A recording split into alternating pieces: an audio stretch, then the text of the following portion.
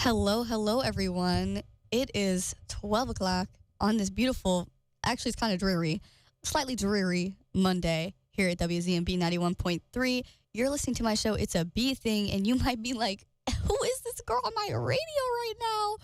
Well, my name is Bryce. I have a show here at WZMB, and I'm also the production manager here. And usually my show is on Fridays, but I will not be here this Friday. It's my friend's birthday, so I am going to celebrate my community, my people, see my sisters, all the things up in Boone. So I wanted to make sure I had a show this week, especially because if you tuned in for my show last Friday, you know, we got down and dirty with it. We got to a little bit of the nitty gritty here, talking about, you know, avoidance, attachment issues, and dealing with dating in your 20s, and all of things, all the scary things that happen when you're in your 20s.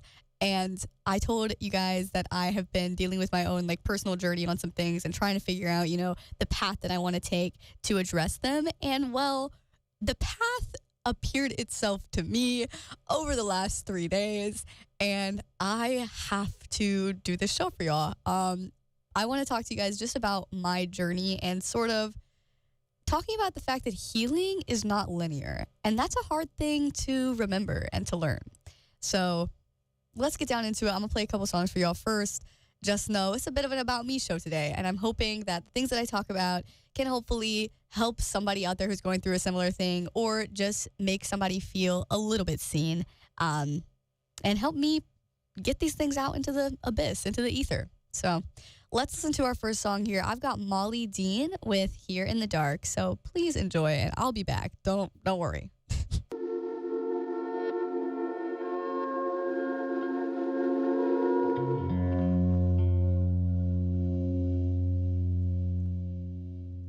All right. That was a beautiful song. May I just say? Wow. Kind of good for today. I felt like I'm proud of that pick. So let's just begin. I stayed up most of last night thinking about what I was going to say on this show today. So I hope that I get my words right, but I'm going to try to trust here that it's going to work out.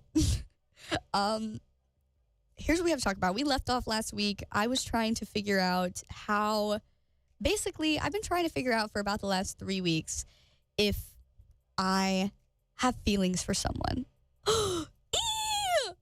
What is that? What is that? Y'all know, that's crazy for me. I'm number one man hater. Like, all my friends like to say that.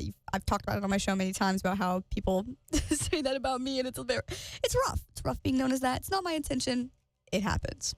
I'm a bit black and white when it comes to relationships, and I've gotten a bit of a name for myself because of that. And so I spent the last 3 weeks, you know, pathologizing, that's my word, about this. And I do that with most things in my life.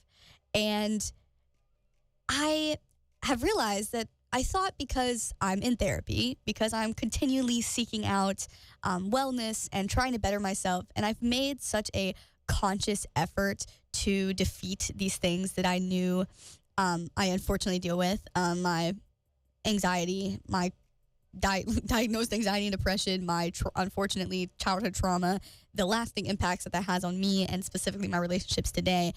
I want to be a successful adult. And what that meant for me was I knew that I had to, as soon as I came here to ECU, I found myself a therapist. I knew that a big goal of mine was focusing on bettering myself because I have the skills, I have the capacity within me to have a successful adult life. And the biggest part of that for me was beginning to heal. I believe that if you don't do that, you know, you're going to be SOL at some point later on. You're going to hit a challenge, you're going to hit a roadblock. And if you don't build up the skills to deal with that, it's going to hurt worse, especially when you're an adult. And I was really lucky that when I was growing up, I was able to, in a way, begin this journey. My mom and her family made it very clear to me and made a big effort to give me a space to say, to recognize that the things that I experienced in my childhood were not supposed to happen. So from a very young age, I have been able to work on this. I've been able to be very self-aware, to pathologize all of these things, and to have a pretty strong internal voice when it comes to my particular mixture of ailments. I'm pretty self-aware, basically. I know that I have some problems when it comes to men. We talked about that last week. Some pretty big distrust there.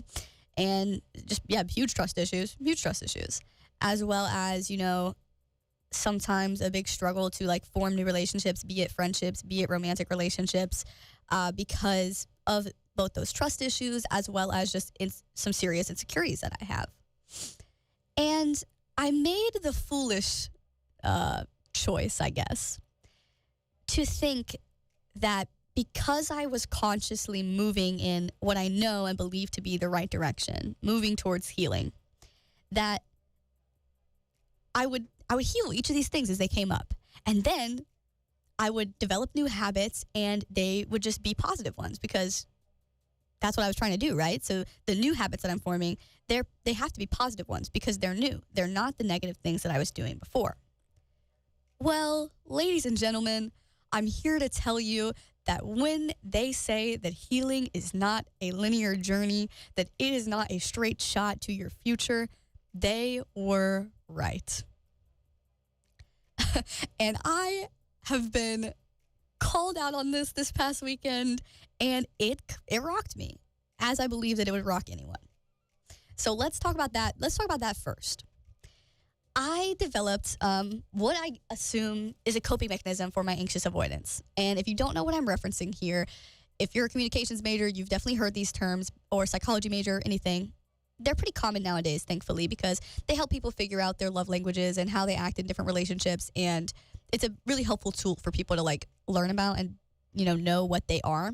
So there are different attachment styles. These attachment styles are formed based on how you are treated in your formative relationships, like in childhood.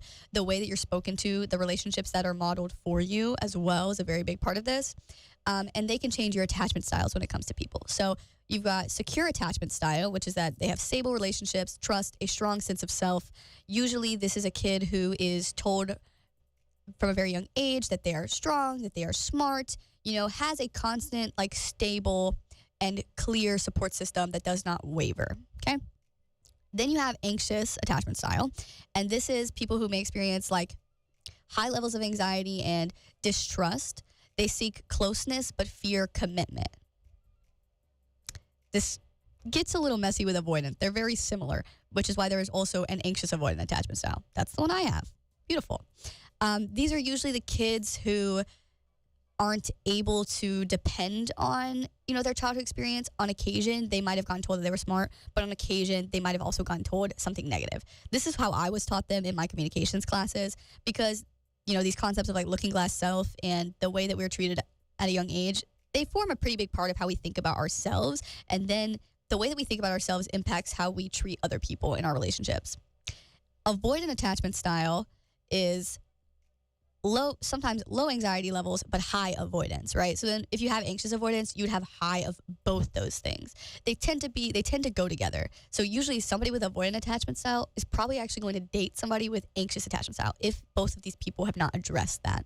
This is a trend that you see pretty often, that a lot of people have talked about online. And I consume a lot of content about this, unfortunately.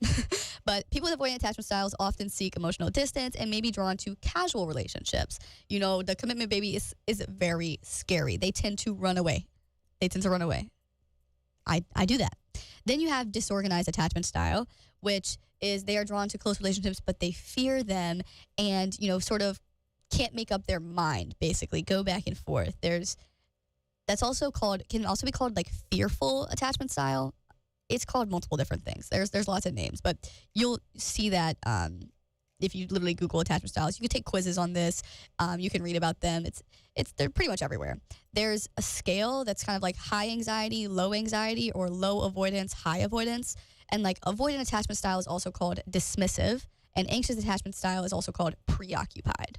So these are things that you should probably try to like know about yourself if you're going to pursue literally any adult relationship.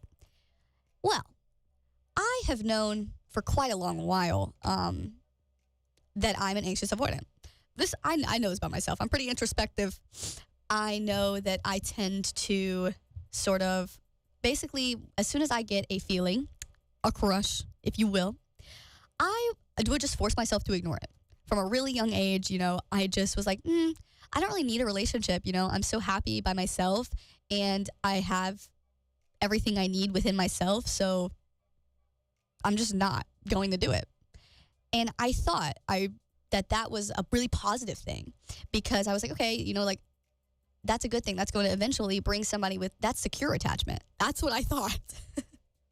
And I've talked so many times. I've had so many shows where all I talked about was my attempt to achieve secure attachment.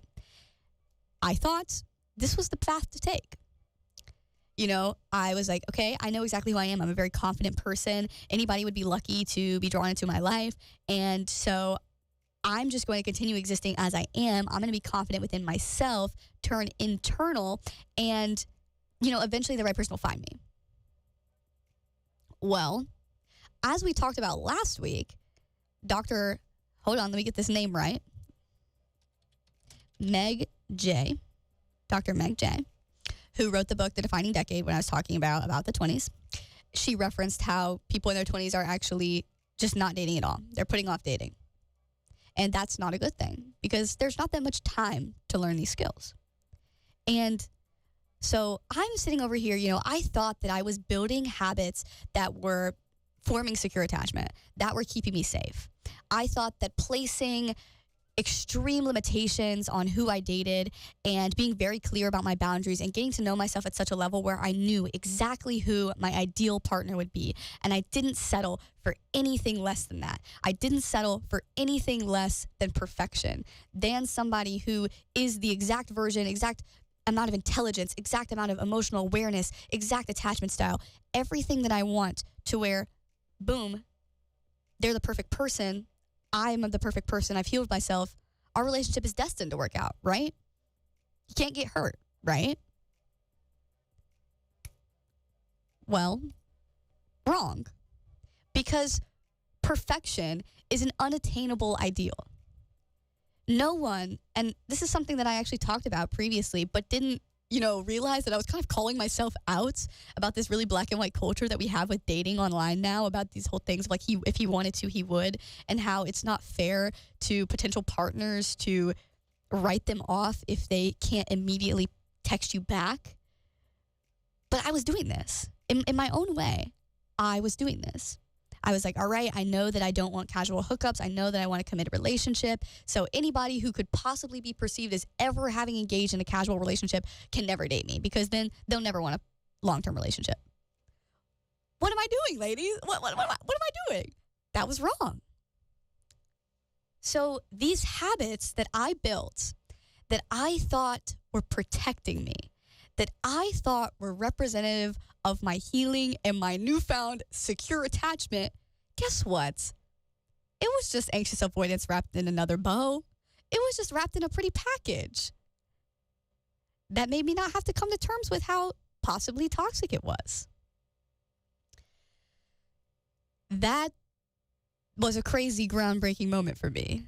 And what I realized is that when they say healing is not linear, okay, they're talking about the fact that, as you heal pieces of yourself, as you begin to get rid of bad habits, new ones will come up because they were previously being overshadowed by these much larger base level issues. And as you begin to address these like huge, maybe, for me, like my childhood trauma, whatever, my problems with my father and my experiences with men, whatever it is that I've been working on in therapy for like the last while, now that those things have been taken care of, and I'm like, all right, like I'm in a pretty good place, something new comes up.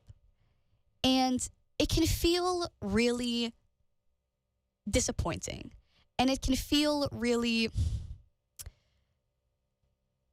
sad. Like, it makes you not want to try. It makes it feel like, dang, I thought I was taking all the right steps towards healing. I know that I'm a smart person. I know that I know what I want and who I am. I know that I'm doing all the right things to achieve the life I want. And I'm still messing up.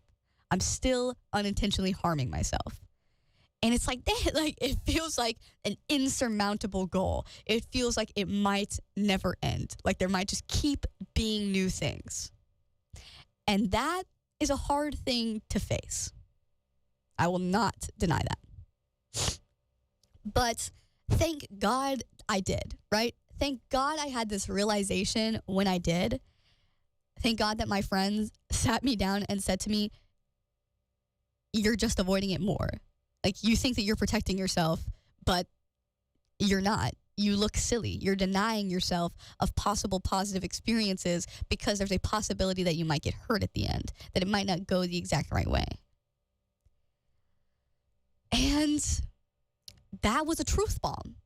That was a truth bomb that I received from my best friend, who I talked about last week, and my sister. And I was like, wow, dang. And last night, when all of these emotions came to light and I was seeking out help from my friends, from my support system and my group, I was like, all right, I'm going to let myself feel this. I'm going to let myself have a cry. And I cried. And we're going to talk about that side of it in a minute after my next little break.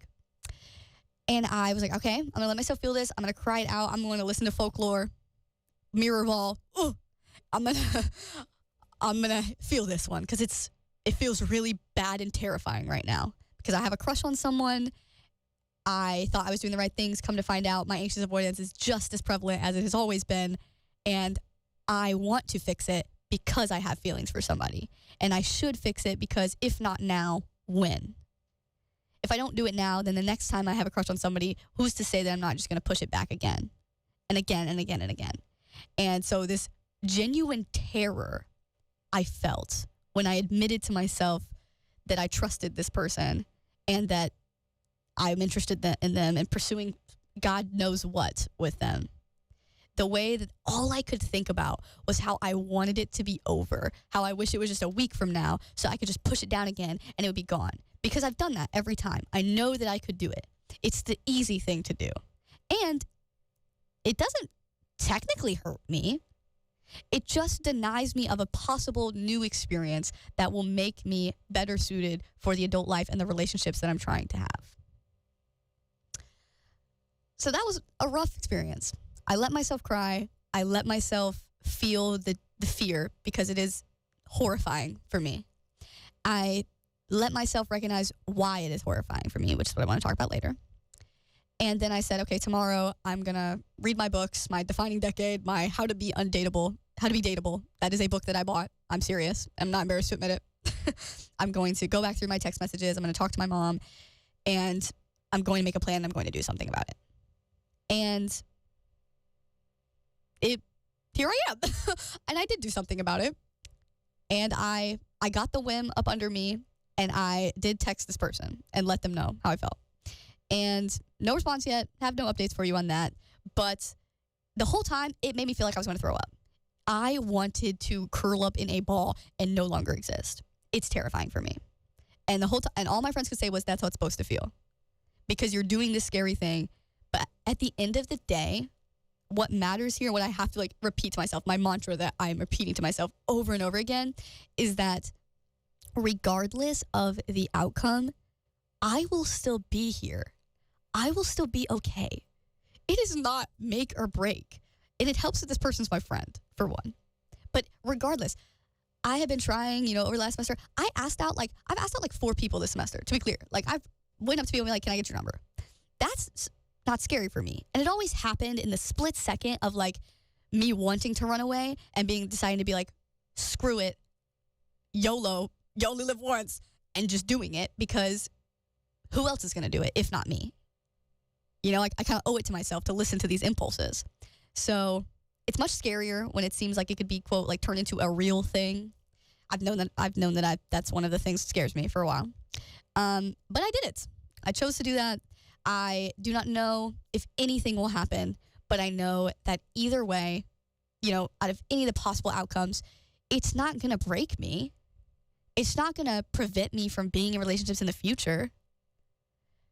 I have to tackle this now when it comes up. And I can't let it go, continue. Because That's what's my goal. My goal was to heal. My goal was to sort of take advantage of these opportunities as they appeared to get rid of my anxious avoidance. And here is me being served the opportunity to tackle it on a silver platter. And every hair on the back of my neck stands up and my stomach feels queasy and I can't breathe and I start to tear up. And I say, okay, I'll take it. And I'm proud of myself for that. It's hard to know that despite me doing all the right things, I still could mess up. Despite me putting in all the work to be this emotionally intelligent person, I still think things about myself that are incorrect. I still carry wounds with me every day. But what matters in the situation is not that I still have some things I have to deal with, which is why I was previously avoiding possibly pursuing a relationship, because I thought that I had to fix everything that was wrong with myself first. I thought that I owed that to myself and my future partner. But if I never put myself in uncomfortable situations, i.e. relationships, then I will never know what all I actually have to heal. And I will never actually challenge myself and be able to grow. So I've given myself this opportunity to grow. And at the end of the day, I know that it's going to be a positive thing. The path that I took to get here is going to be one that's hard for my friends to understand, but I stand by it. And that's what we're going to talk about after this talk break. I'm going to come back to y'all. That's my first little segment that I have to share. Let's listen to a song. Let's take a breather. And then I've got more of my story to share. All right? It's an About Me episode. I hope you're all right with listening. Next up, I've got Emily Popley with The Elephant. Hopefully another chill one for you guys.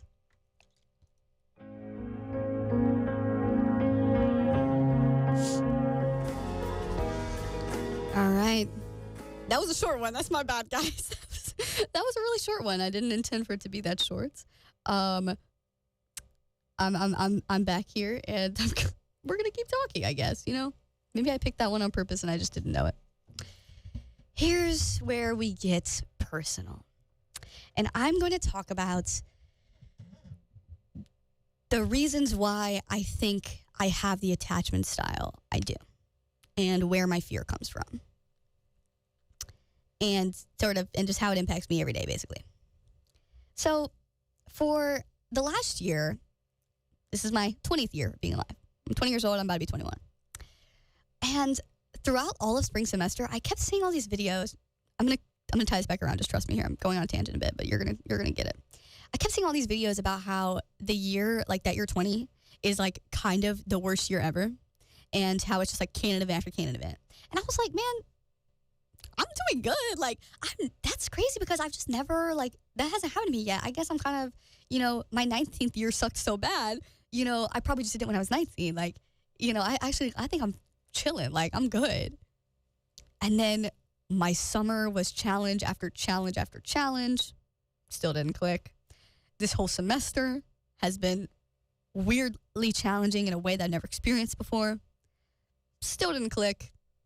Till obviously now, where I see, clearly there are things that the universe is telling me I have got to face.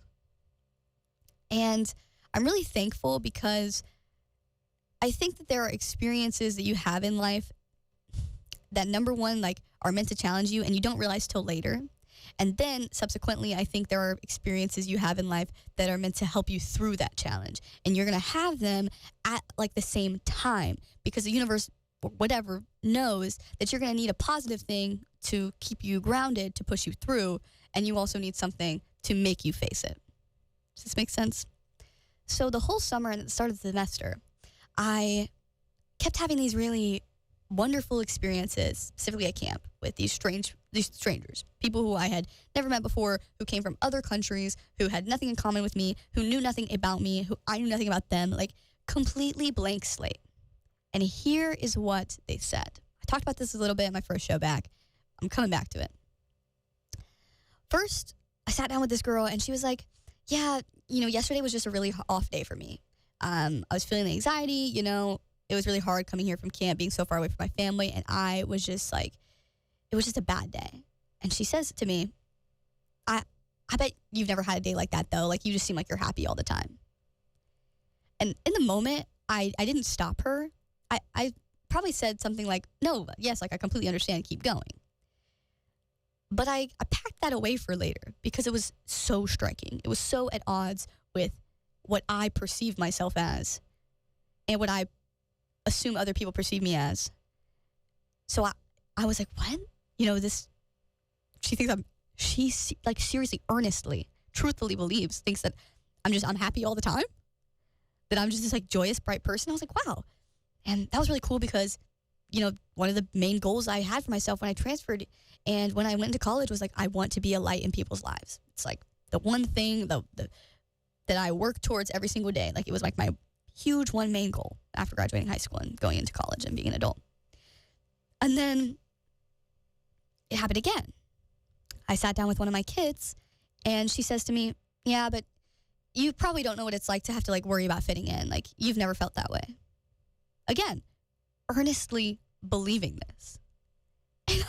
And this time I had to laugh because I'm like, no, you know, I experience that every day. It's a constant, you know, battle for me. Like, I mean, most people do. Most people got some pretty serious social anxiety, but I know for a fact that I do. That's part of why I'm in therapy, baby.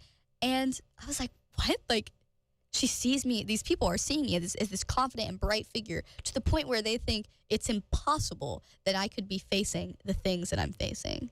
They genuinely could not consider the possibility of me having insecurities. And then again, I sat down with one of my friends at camp this year who I learned a lot from. He liked to have pretty in-depth conversations, like deep conversations with me, which is my favorite part about camp, finding those people.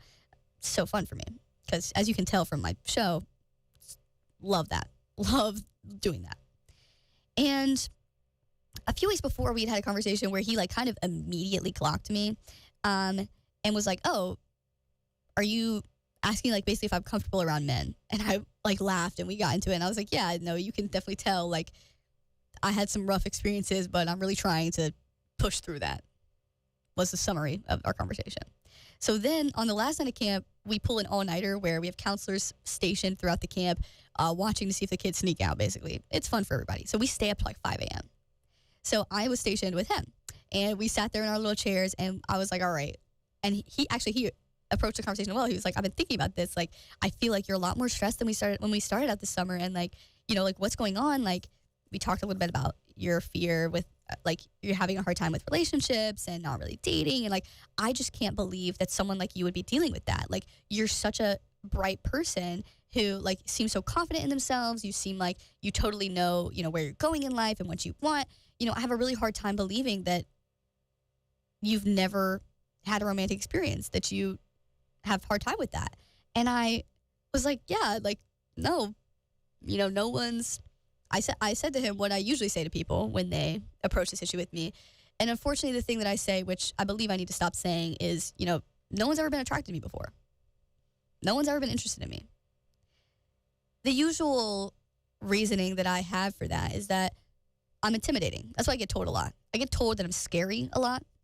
I think that's where the man-hater thing comes from. I get told that I intimidate people, that people don't think that they should approach me, that I'm pretty rough around the edges. And it's a badge that I wear. Part of it is who I am. I believe this. I know this fundamentally. I'm always going to be an outspoken person. I'm always going to be a, you know, very self-aware person I'm never going to change who I am for anybody. I do not pretend. I'm 20 years old, and I spent a long time thinking I had to pretend to be someone I'm not. And I think a lot of people are stuck in that, but I refuse to do it. And that can make me a little stubborn, a little rough around the edges, a little hard to be around. On the other side of it, it was sort of like an armor that I put on. Because every woman in my life, oh, this makes me emotional, is that. Every woman in my life wears the same suit of armor, if you will, you know? And it's got chinks in it, and it has these cuts in it, and, you know, maybe it's broken here and there, but somebody put it back together, and they pass it on to the next woman, and the next one, and the next one. I took such pride in being from a family of strong women. the only models of adulthood I had, was women. I was raised around almost entirely women my whole life. All of my aunts, I have 3 of them. I actually have more than that. I felt like 8. I don't know how many. I have a lot of them, but 3 aunts, all of my cousins, my grandparents, my grandmother, my mom's mom, my mom, my sisters, even in some ways, one of my best friends. My mom's best friend, every single friendship she has. All of these adult female figures have been, unapologetically themselves, very outspoken, very intimidating. Very, very, very intimidating. My country grandma is stronger than a horse and could throw you across the room. This is something that every woman in my family has experienced and carries with them. Subsequently, no woman in my family, no woman who I know personally, friend, whatever, has found it easy to find love, to be loved and be in a relationship. And I noticed this years ago, but I was scared to speak it out loud as if it might make it true. And so I have this fear. I have this very real fear that, that is just who I am. And if every woman that I know has had this same experience, it might just be destiny. And these women are happy. So I accepted that I could be happy without the love, because they are too. Even though I really wanted it, even though this is something I want for myself, is a family, is a partner, a life partner, always have wanted this for myself from a young age, knew this, which is surprising considering I think that, considering my background, I could have been one of the people who just knew that they never wanted to get married, but I want to get married very badly. I got my entire wedding planned out, to a T. I know what dress I'm getting. I know where it's going to be. I know everything. I want to get married. It's one of my biggest dreams. It's one of my mom's biggest dreams. Now, luckily, my stepdad, who my mom is with and will probably be getting married to, she's been with him since I was 10. They were off and on for a little bit there, but he has, given her that. So later in my life, I have gotten to see my mom be genuinely, loved, deep love, to the point where when he thought that they weren't going to be together anymore, he said that it was okay and he would never be with anyone again because he had her for a minute, because he had love in his life and he knew what it meant to love somebody like that. And it has been really powerful for me to see somebody love my mom like that. I will not deny it. But I also see her continue to struggle. And I love her. And I know exactly why she's the way she is. And I know exactly why I'm the way I am. But it built a fear in me that I would keep struggling, that it was just destined to be hard for me. And that's made me pretty avoidant. In addition to that, because I am so self-aware, because I know that I'm a bit rough around the edges, I don't want to change who I am, period. Because I have such a strong sense of self that has been what has pulled me through everything. And it will change over time. But I know who I am. I know what I care about at the end of the day. I'm pretty self-aware.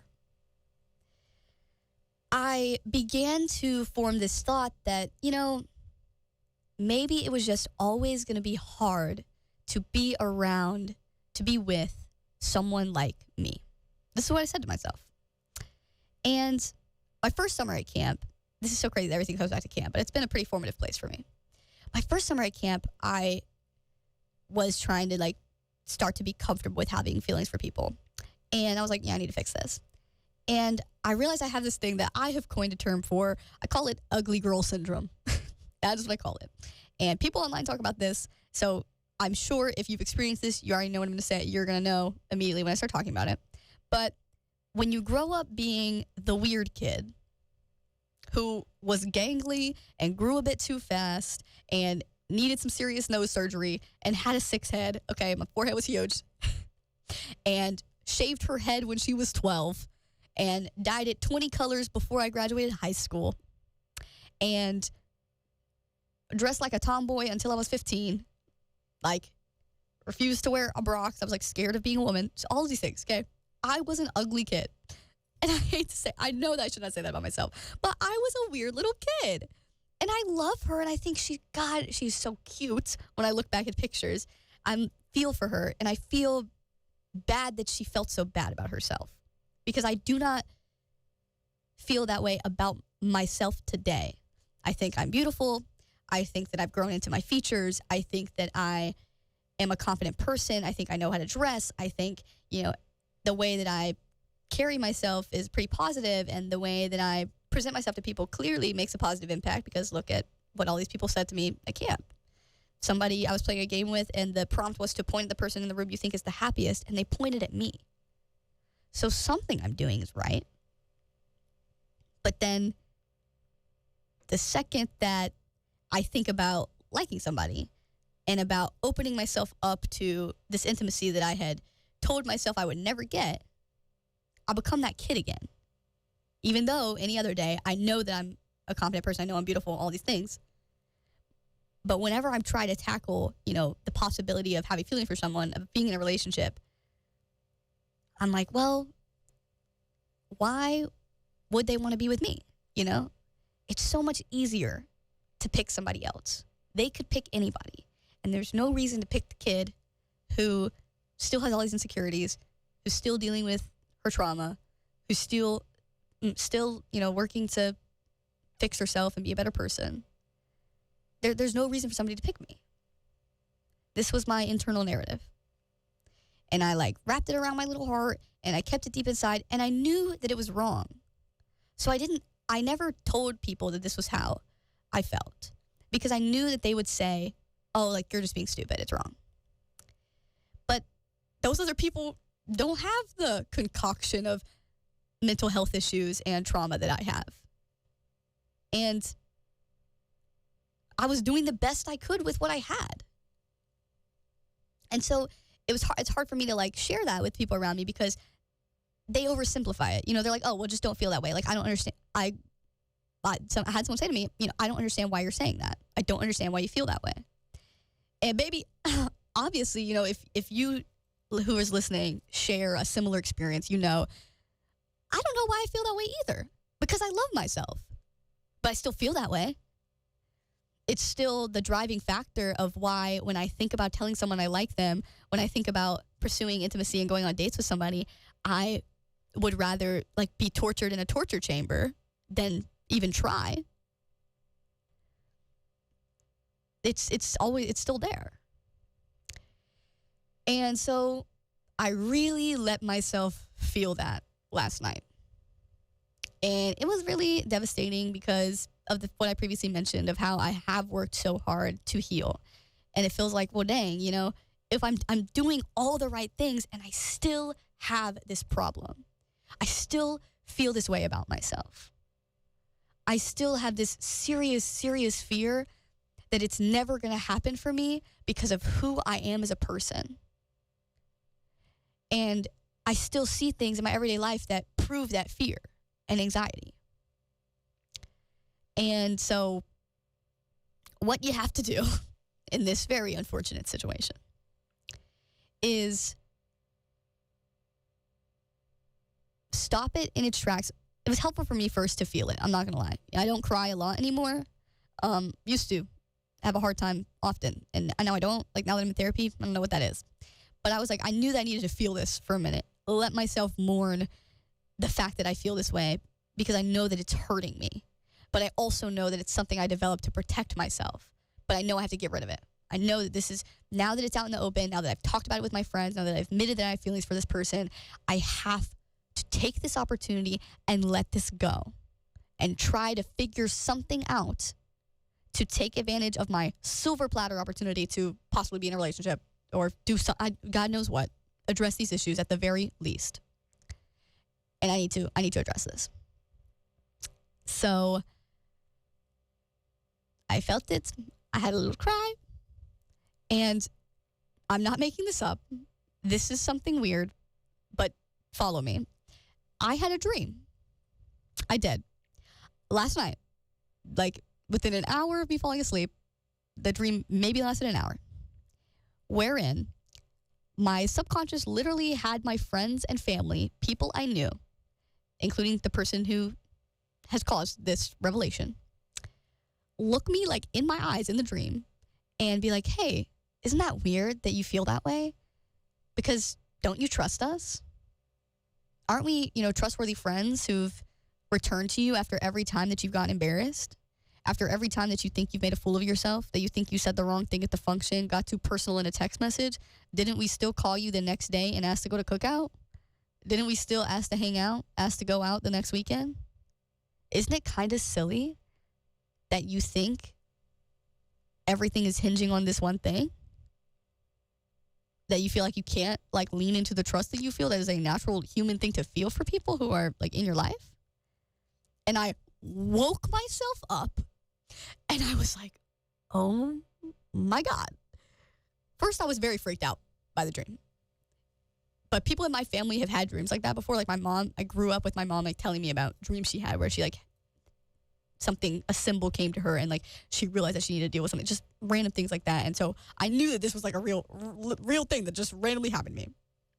And the truth is that when you push past all of the fear and all of the feelings, you know what the truth is. Your fear and your anxiety and your avoidance and your all these things, your trauma, all of this does not follow logic because it was developed by a brain that was trying to protect you from a perceived danger, a danger that used to exist, and, right, especially in the case of childhood trauma, and doesn't exist anymore. But you still carry this thing because your brain thinks, well, what if there's danger? I need to be prepared in case there is danger. I need to keep this with me. I need to keep my armor on that my mother gave to me and her mother gave to her and her sister gave to her and all of these things, right? But the danger's not there anymore. The danger is in your head. And so using logic to say, hey, I can trust these people. I have to get better. The things that I'm thinking are not true. The things that I feel about myself are not real. Clearly, look at all the experiences I had this past summer and this past year. I have to face it now when I get the whim to, and it's going to suck. This is what my friend said to me the night before, or the day before. It's going to suck. It's going to be terrifying, and you're not going to want to do it. But if you don't do it, if you do not push yourself out of your comfort zone, you will never change, truly. I can sit in therapy, and I can journal, and I can talk all I want. And it helps more than not talking at all. But unless I'm putting these skills to practice, unless I am actually making moves to implementing them in my real life with people and not just talking about it on air, then nothing's ever going to change. So I had a renewed sense of purpose after my lengthy cry, after all of my conversations with my sister and my friends, and my freaky dream, my creepy dream. There was a drone in it. I don't know what happened. It was really freaky. And I texted this person, which my mom wanted to kill me because I texted them, but it's 2025. I'm going to text. I'm going to send a text because I knew that if I didn't do it in that exact moment that the whim hit me, then I would do what I do every time and I would shove it down and I would never think of it again and no one would know any different except for all of my friends who I just told this, spent hours talking about. So I kind of owed it to them to deal with it. So I texted him. Again, like I said before, no response yet. It made me want to throw up. It was terrifying. I still feel sick over it. The thought of it, just existing in the ether. But again, either way, I'm going to be fine. Regardless of what happens, I will be fine. And that's the thing that you have to remember. That is the only way that you get through putting yourself through challenges and that I can possibly hope of achieving these relationships that I am trying to create for myself and that I dream of having. We talked about last week about how nice it would be for me to be soft with somebody and but also how scary that is. And that's my dream. And I'm trying. And that's all I have. And for me, what that means is just being honest, being myself. I don't sit and pore over what to text. I just text it because I don't know any other way to be than to be myself, than to say, hey, this is scary as crap for me. But I spent the last couple of weeks mulling this over, and the last 2 days confirmed it for me, and I got a little bit of a crush, and I don't really know what to do with that, but I'm just letting you know because I have to do something sometime. You got to say something. You can't just sit in your head all the time. Nothing will happen. So I'm proud of that. It was a very scary time. I'm kind of drained. I'm kind of tired. I kind of need to watch a cartoon or something, recharge myself a little bit because I'm still feeling very much anxiety, but I'm very proud of the very scary revelations that I experienced the last couple of days. And I hope that somehow hearing about this, helped you realize it's rough out here. We're all going through something. We're all battling these things, People I meet somehow never could imagine that I was thinking these things about myself, and yet every day I'm wrestling with this. Every day I'm trying to overcome this, and I didn't tell anyone about it. And so no one got to call me out and say, well, this thing that you think you're doing to protect yourself, yeah, it's actually just hurting you more.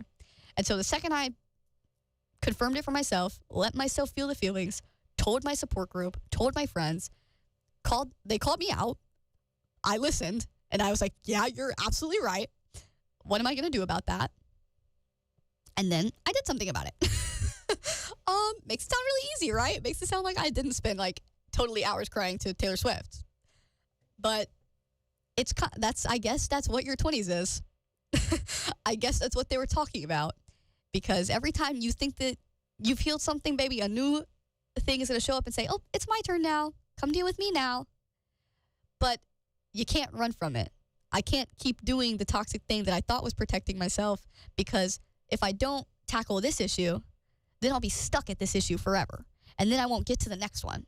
I need to tackle this one so I can get to the next one and keep working towards my goal of becoming a better person, of focusing on myself and wellness and healing. So, yes, that is all I have to share with you guys today. I'm going to go do my tap class. I hope that was enlightening for someone. That's been my experience, and I'm really proud of myself, and I had to share it on the air because this is my outlet, and that's literally all I have. Please take it with a grain of salt. Come back and listen to it when you need to. As always, I post my full shows on my YouTube account. It's called Lime.Sorbet. That's what all of my accounts are called. It's my brand. And you can listen to the uncut version with no music just on my page there. I hope it opens a dialogue for you guys. I hope you realize maybe you've got a little habit there that you thought was protecting you, but actually wasn't. All right. Have a great week. I'm going to have some fun in Boone this weekend. See my friends who I love very dearly. Remember who I am. Yeah, that's all I got. We'll see what happens with this new development, and either way, I'm going to be okay. You guys have a great Monday. Thank you so much for listening. We've got the Jack Moves with Running Back to You. Enjoy the rest of your day. Keep on tuning in for some more shows later that are going to be a bit more lighthearted than mine.